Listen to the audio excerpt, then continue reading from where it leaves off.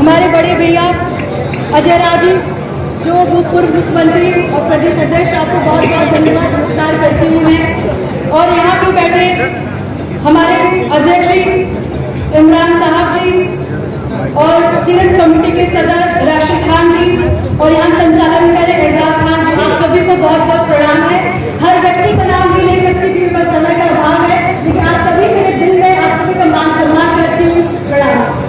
आज ये कार्यक्रम बहुत ही नेक कार्यक्रम है, बहुत ही पवित्र कार्यक्रम है।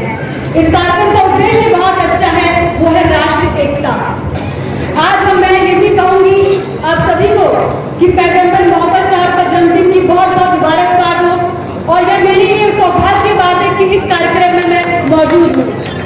यह कार्यक्रम भी अपने आप में एकता की बात करती है, यूनिटी की बात करती है। यह कार्यक्रम अपने आप में कहता है कि आप हम एक है, और ऐसे कार्यक्रम में हर व्यक्ति को आना चाहिए, चाहे किसी भी जात पात से हो। मैं इस कार्यक्रम में आगे बहुत ही प्राउड फील कर रही हूँ कि आपने अपनी बहन और बेटी को इस कार्यक्रम में बुलाया है। जैसे आप कह रहे थे कि मैं आपको अपनी बेटी बहन बोलूँ, आप मुझे बेटी बोलिए, बहन बोलिए, मुझे बहुत खुशी होती है। और आपने सांसद भी आपने बेटी बहन चुना है।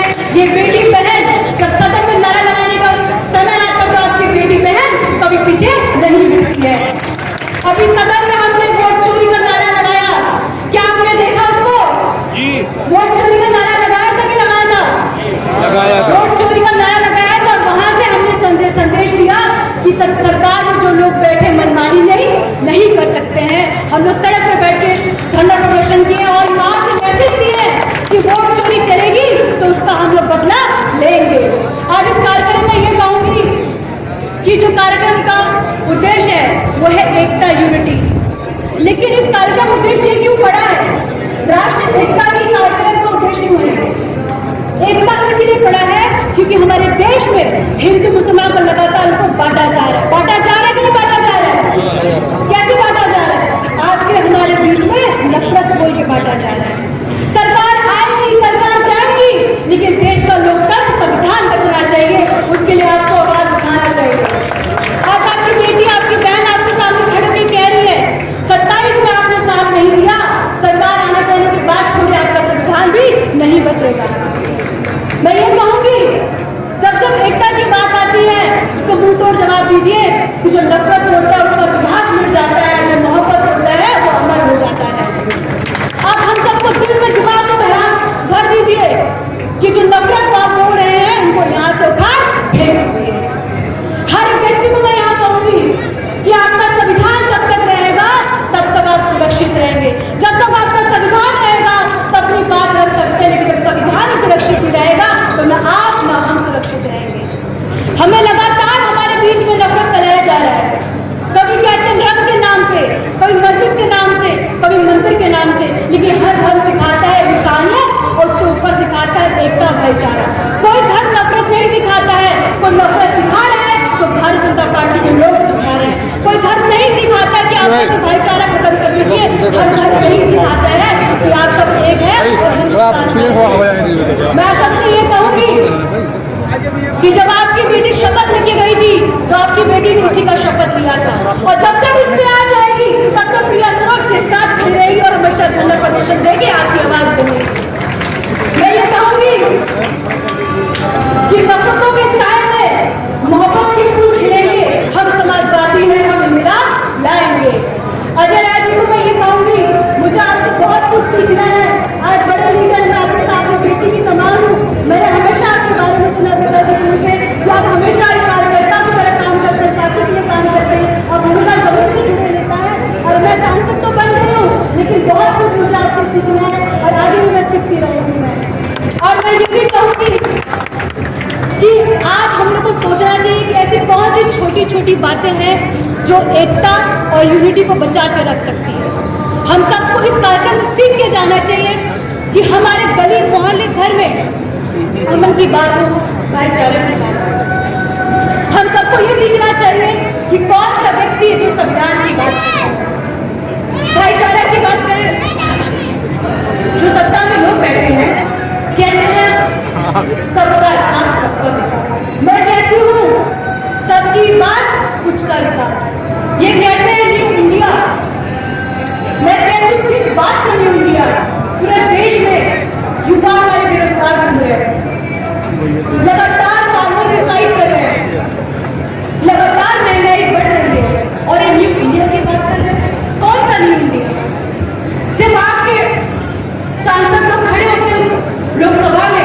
तो माइक बंद कर दिया जाता है। लेकिन अफसोस की ये बात है कि हमारे संविधान ने कहा है चाहे हिंदू हो, चाहे मुसलमान हो, चाहे सिख हो, चाहे ईसाई, हम सब एक है। तो इनको जवाब देंगे कि नहीं देंगे आप लोग? कैसे देंगे जवाब? राइट एकता से देंगे, एकता से देंगे और राइट टू वोट का अधिकार उपयोग करके उससे जवाब देंगे। लेकिन ये बताइए वोट चोरी हो रही कि नहीं हो रही है? कैसे हो रही है?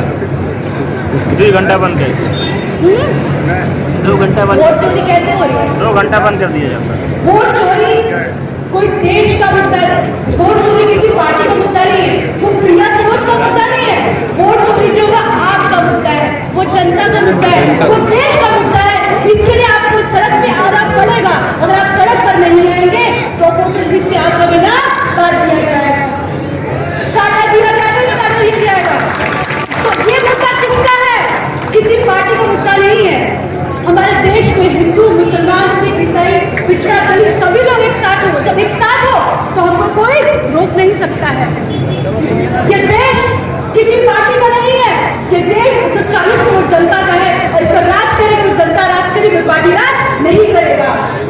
मैं आपसे ये कहूंगी कि जब जब लोकसभा में आपकी बेटी बहन खड़ी होती है तो मैं यही सोचती हूँ कि मेरे समाज के लोग देख रहे होंगे आज प्रिया से लोग बोल रहे हैं, लेकिन मैं ये भी सोचती हूँ साथ में कि अपने लोगों के बीच में मैं ऐसे पैसे दे सकूं कि जो ये लोग आपके बीच में भ्रम फैलाने की बात कर रहे हैं जैसे निर्दोष दवाई को दे रहे हैं। देंगे कि नहीं देंगे? समाजवादी पार्टी ने हमेशा धर्म की राजनीति नहीं की है, हमेशा हमारी पार्टी ने संविधान की राजनीति की है। हमारी पार्टी ने हमेशा लोकतंत्र को बचाने का काम किया है। हमारी पार्टी ने हमेशा महिलाओं की बात की है, युवाओं की बात की है, हॉस्पिटल की बात की है, किसानों की बात की है। लेकिन जो सरकार में बैठे हैं ये लोग पूरे दिन हिंदू मुसलमान की बात करते हैं।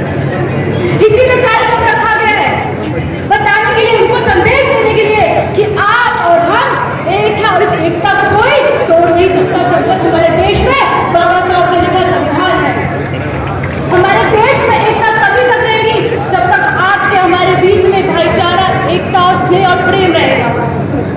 आज मीडिया में सब यहाँ से खड़े हैं, मैं आपसे प्रश्न पूछना चाहती हूँ, क्या आप लोग खुले अपनी बात रख सकते हैं? क्या आप लोग स्वतंत्र होकर अपनी बात दिखा सकते हैं? मीडिया नहीं दिखा सकती है, कोई मीडिया नहीं दिखा सकती है। आज आपकी बहन जो कुछ बोल देती है उस पर एफआईआर दर्ज हो जाता है। आज कोई नेता अपनी बात नहीं रख सकता है।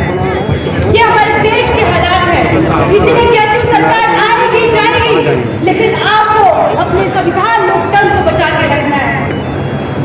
मैं ये कहूंगी कि धर्म हमें धैर्य और धर्म हमें धैर्य सिखाता है।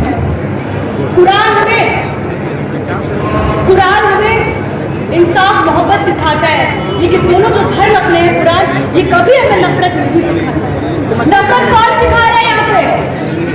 कौन सिखा रहा है नफरत यहाँ पे? जो सरकार में लोग बैठे हैं वो आपके हमारे बीच में नफरत कर रहे हैं कि नहीं कर रहे हैं? कैसे कर रहे हैं? आपको हमको गुमराह कर रहे हैं। कोई उनसे सवाल जवाब करने लगता है तो उनको देशद्रोही कह दिया जाता है। मतलब उनसे सवाल जवाब मत करिए, उनसे सिर्फ हिंदू मुसलमान की बात करिए तो आपको बोलने के राष्ट्रवाद है। लेकिन आप इनसे सवाल कर लेंगे कितना आपने नौकरी दी है, महिलाओं के लिए क्या किया, तो ये तुरंत बोल देंगे ये हिंदू विरोधी है, ये राष्ट्रवाद के खिलाफ है। माइक करीब करिए माइक। मैं ये कहूंगी सवाल जवाब करिए, सवाल जवाब करना आपका संवैधानिक अधिकार है, ना पीछे चला जाएगा।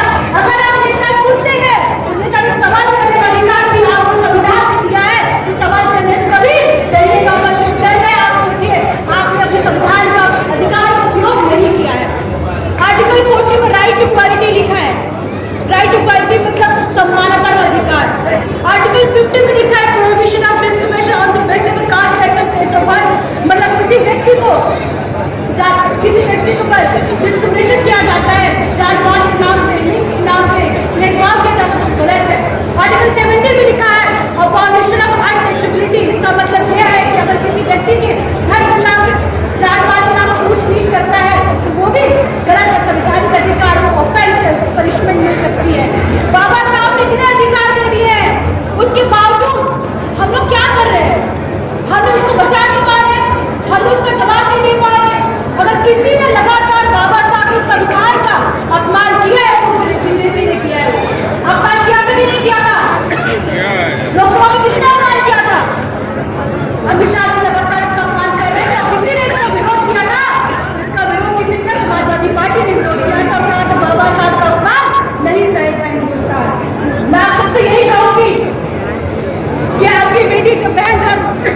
कि हमेशा धर्म को मैं नहीं मानती हूँ। मैं ऐसे धर्म को मानती हूँ जो इंसानियत सिखाता है। मैं ऐसे धर्म को मानती हूँ जो कहता है आप और हम एक है, लेकिन मैं ऐसे किसी धर्म को नहीं मानती जो कहता है आप ऊंच और आप नीच है। मैं ये कहूंगी इस कार्यक्रम का उद्देश्य है कि यूनिटी सेक्युलरिज्म जब यहाँ से वापस जाए तो आप सोच पर विचार करिए ये कार्यक्रम आपके दिलों में क्या बात फैला रही है। ये कार्यक्रम यही कह रहा है कि आप और हम एक है और हम इसको अलग नहीं कर सकते। हमारे गली में मंदिर भी है, मस्जिद भी है। हम कभी नफरत की बात नहीं करते, लेकिन कुछ लोग हैं जो सत्ता में बैठ कर नफरत की बात करते हैं। हमने तो कभी नहीं देखा है कि हमारे लोग नफरत की बात करें। हमने कभी नहीं देखा कि हमारे गली में हिंदू भी है, मुस्लिम भी है, लेकिन हमने तो कभी नहीं देखा कि लोग लड़ रहे हैं। नहीं कोई लड़ रहा है तो कोई सत्ता की लड़ रहा है, जो वहां बैठे हैं वो आपको लड़ा रहे हैं। हमारे कॉन्स्टिट्यूशन में लिखा है कि यह हिंदुस्तान है और हिंदुस्तान कब पूरा होता है जब आप और हम मिलते हैं। लेकिन जब देश में ऐसे लोग बैठे हैं जो आपको हमको दबाने का काम कर रहे हैं, अगर आपने उनको जवाब नहीं दिया तो आपका भी अधिकार छीन लिया जाएगा। छीना जाएगा नहीं छीना जाएगा। मैं यही कहूँ कि सत्ता में बैठे लोगों ने कैसा हिंदुस्तान कर दिया, सत्ता में बैठे लोगों ने कैसा हिंदुस्तान कर दिया। बेजार इमारतों को भी हिंदू मुसलमान कर दिया। मैं ये कहूंगी कि मैं जब चुनाव के बाद चुनाव लड़ने के बाद क्षेत्र में घूमी तो मुझे लगता था कि क्योंकि मैं शहर से आई थी मुझे लगता कि देश में जात पात का नहीं है, लेकिन जब मैं गांव में गई तो मुझे लगता है यहाँ के घर नाली सड़क भी सब जात पात के नाम पे कर देते हैं। करते हैं कि नहीं करते हैं। मैं यही कहूंगी कि आपकी बेटी बहन किसी धर्म को नहीं मानती, आपकी बेटी किसी को मानती है तो संविधान को मानती है। अगर इस संविधान को पढ़ लेंगे तो आपको लगेगा आप इस देश में सुरक्षित है और आप देश में आप सुरक्षित खड़े होकर अपनी बात रख सकते हैं। तो ये बाबा साहब का जो संविधान लिखा है इसकी वजह से लिख सकते हैं। लेकिन संविधान को पढ़ने की जरूरत है, इस संविधान को समझने की जरूरत है। और इस संविधान को आप नहीं समझेंगे तो आप समझ लीजिए कि संविधान नहीं समझेंगे तो अपने हक अधिकार की लड़ाई आप कभी नहीं लड़ सकते हैं। बाबा साहब ने हमेशा ये कहा कि शिक्षा को हथियार बना लो, और जो व्यक्ति शिक्षित होगा समझ लीजिए सबसे बलवान सबसे मजबूत इंसान बन जाता है। अगर आपके बच्चों को माहौल दिया जाएगा, एक पॉजिटिव एक मोहब्बत का माहौल दिया जाएगा तो बच्चा बड़े तो वही सीखेगा कि हम सब एक है। हम सब एक है कि नहीं है? तो आप जवाब देंगे कि नहीं देंगे 27 में? कैसे जवाब देंगे? बाबा साहब का अपमान का बदला लेंगे कि नहीं लेंगे? कैसे लेंगे? हिंदू मुसलमान एक है, गरीब पिछड़ा एक है, नफरत को भगाना है, संविधान को बचाना है। मैं ये कहूंगी कि मैं 26 साल की लेकिन 25 साल में चुनाव लड़ा है। अब मुझे 1 साल बने हो गया सांसद, लेकिन मुझे अभी भी लगता है कि हम लोगों को बहुत आगे बढ़ना है। हम लोग को बहुत आगे बढ़ के अपने हक लड़ाई की लड़ाई लड़नी है। वो लड़ाई कैसे लड़ सकते हैं? जब हमारे बीच में एकता और यूनिटी हो। लेकिन जब आपस में बटे रहेंगे तो कोई लड़ाई नहीं लड़ सकते हैं। और 27 में आप बटेंगे तो आप कट भी जाएंगे, याद रखिएगा। हमको बढ़ना नहीं, हमको एक साथ चलना है। यहाँ जितने भी युवा बैठे मैं आपसे यही कहूंगी, जब कोई भी नेता है उनको सवाल जवाब करिए, चाहे मैं ही क्यों ना हो उसको सवाल जवाब करिए, आपका अधिकार है। जो हमारे स्तर पे हो सकता है हम कर रहे हैं और यही कहेंगे सरकार तो नहीं है, लेकिन जो आपकी बेटी की बहन के हाथ में जो मैं कर रही हूँ। और मछली शहरी मैंने 4 पुल दिया था और कम से कम मैंने 40 से 50 सड़क दी था। अभी तो काम नहीं हो रहा है क्योंकि सरकार के पास पैसे नहीं आए हैं, लेकिन मैं लगातार आपके लिए प्रयास कर रही हूँ, मैं लगातार मेहनत कर रही हूँ। और मछली शहर के लिए मैंने स्टेडियम की बात की थी, मंत्री जी से मिलकर 2 बार मिल चुकी हूँ, लेकिन वहाँ से जवाब नहीं है। लेकिन मैं उम्मीद करती हूँ सरकार विपक्ष और सत्ता ना देख के हमारी बात सुन के यहाँ पर मछली शहर में स्पोर्ट्स स्टेडियम बनाया जाए, जिससे हमारे युवा खेल सके, जिससे हमारे युवा तानाशाही जितना भी चले लेकिन संविधान तो है ना। तानाशाही कितना भी चले संविधान तो है ना। और संविधान जब तक आपके साथ है तब तक आपका घर में कोई घुस के कोई कुछ नहीं कर सकता है। आज अजय राय जी का हाउस अरेस्ट हुआ है, क्यों हुआ है? क्योंकि सच्चाई के लिए लड़ रहे थे, क्योंकि सच को सामने ला रहे थे, इसलिए उनका हाउस अरेस्ट हुआ है। लेकिन हम ये कहेंगे, हम इससे डरेंगे नहीं, हम इससे और मजबूत हो जाएंगे और मजबूत होकर अपनी बात रखेंगे कि हम किसी पुलिस वाइज करने वाले नहीं है। और जितना है जो करना है कर लीजिए। चुनाव के समय आपकी बेटी बहन पे मुकदमा दर्ज मत हो, मैं कहती हूँ मुकदमा दर्ज मत करिए। हम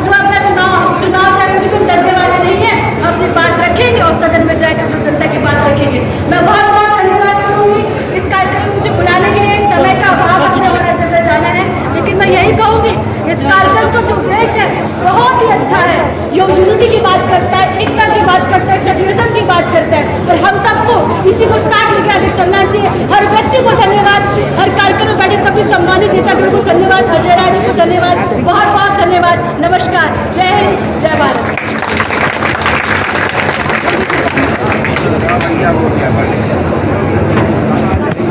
इस वीडियो को लाइक करें, ज्यादा से ज्यादा शेयर करें। नए आने वाले व्यूवर जन 24 मीडिया चैनल को सब्सक्राइब कर लें। बेल आइकॉन को जरूर क्लिक करें ताकि ऐसे ही सच्चाई पर आधारित खबरों का नोटिफिकेशन सबसे पहले आपको मिले।